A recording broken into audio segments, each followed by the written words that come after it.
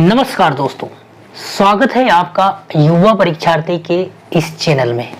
तो आज के वीडियो में हम देखेंगे कि जो यूपीएससी की तैयारी करते हैं, जो 2023 और 2024 का प्लान कर रहे हैं, तो उसके लिए आपको सबसे पहले पूरे डिटेल में आप जिस सर्विस में जाना चाहते हो, you know all about their service. तो सबसे पहले हम बात करते हैं कि what is the IAS, what is the meaning of this services IAS। तो हम इसे सबसे पहले डिवाइड करा है इंट्रोडक्शन कि IAS क्या होता है, उसके बारे में हम डिस्कस करेंगे। एंड सेकंड बात होती है यहाँ पर हमें इस सर्विसेज के बारे में पता होना चाहिए कि IAS के अलावा भी कौन कौन सी सर्विसेज जो होती है यूपीएससी जो एग्जाम कंडक्ट करवाती है। तो सर्विसेज एंड पोस्ट प्रोफाइल की बात होती है यहाँ पर, जैसे IAS, सेकंड पे आता IFS, IPS and 21 central services group A and group B। And recruitment इसकी समय समय पर यूपीएससी जो निकालता है, एंड ट्रेनिंग इसकी कहाँ पर होती है वो हमें देखना रहता है। ये आप सभी को पता होता है, इसकी जो ट्रेनिंग होती है वो कहाँ पर होती है, लवासना में। ठीक है, कहाँ पर होती है, लवासना, मसूरी में। हम बात करते हैं क्लासिफिकेशन ऑफ सर्विसेज। सो यहाँ पर हम देख रहे हैं कि यहाँ पर ग्रुप हमने लिखा गया है कि इससे कौन कौन से ग्रुप में आता है। ग्रुप A और B मतलब ऑल इंडिया, मतलब IAS के अलावा जो ग्रुप A और B हो जाएगा, ये सर्विसेज, ये भी इसी के अंतर्गत यूपीएससी के अंतर्गत ही आता है। IAS की बात करते हैं तो ये ऑल इंडिया सर्विस कहलाती है। ठीक, अब इसे डिवाइड करा, ये यूनियन गवर्नमेंट सर्विस है IAS की, है ना। अब हम बात करते हैं IAS, तो जनरल मैनेजमेंट सर्विस पे क्या हो जाएगा, IAS। अब स्पेशलाइज्ड सर्विस क्या हो जाएगा, IPS। स्पेशलाइज मतलब ये स्पेशलाइजेशन एक फील्ड में होता है, जैसे फोर्स में, पुलिस में, तो वो IPS बनेगा व्यक्ति। अब टेक्निकल सर्विसेज में भी आ जाएगा, जैसे IFS, है ना, इंडियन फॉरेन सर्विसेज, और इसमें IES,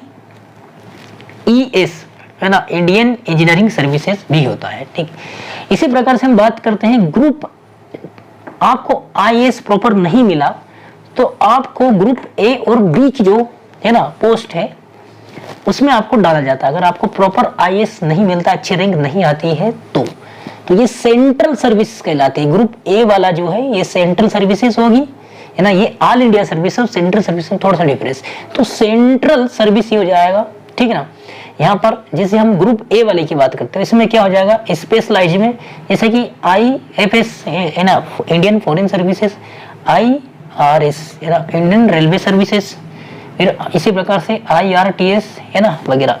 इस प्रकार से टेक्निकल में क्या जाएगा आपका, रेलवे इंजीनियरिंग की जितनी सर्विसेज वो टेक्निकल में आ जाएगी, है ना, जैसे है ना सेंट्रल PWD वाली, ये बात करते हैं। अब हम देखते हैं यहाँ पर कि एक अक्सर एस्पिरेंट के मन में क्वेश्चन रहता है कि आपका प्रमोशन जो कैसा होता है, ठीक, और इसमें पे स्केल क्या रहता है।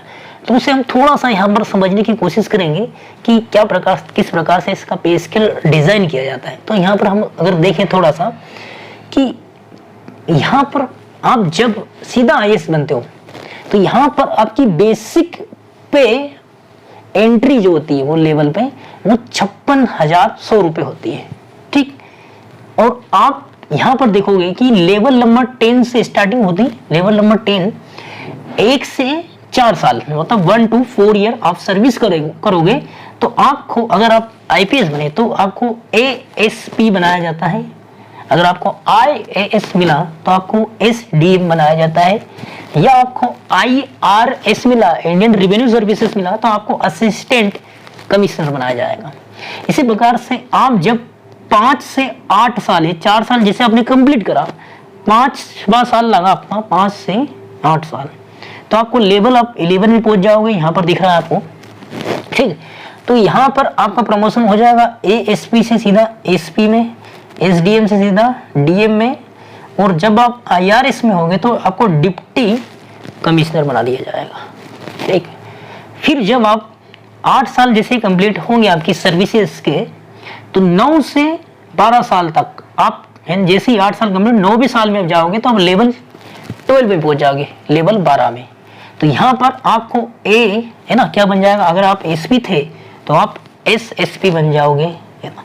अगर आप डीएम थे तो डीएम रहोगे, अगर आप डिप्टी कमिश्नर थे तो आप क्या बन जाओगे, ज्वाइंट कमिश्नर ऑफ आईआरएस।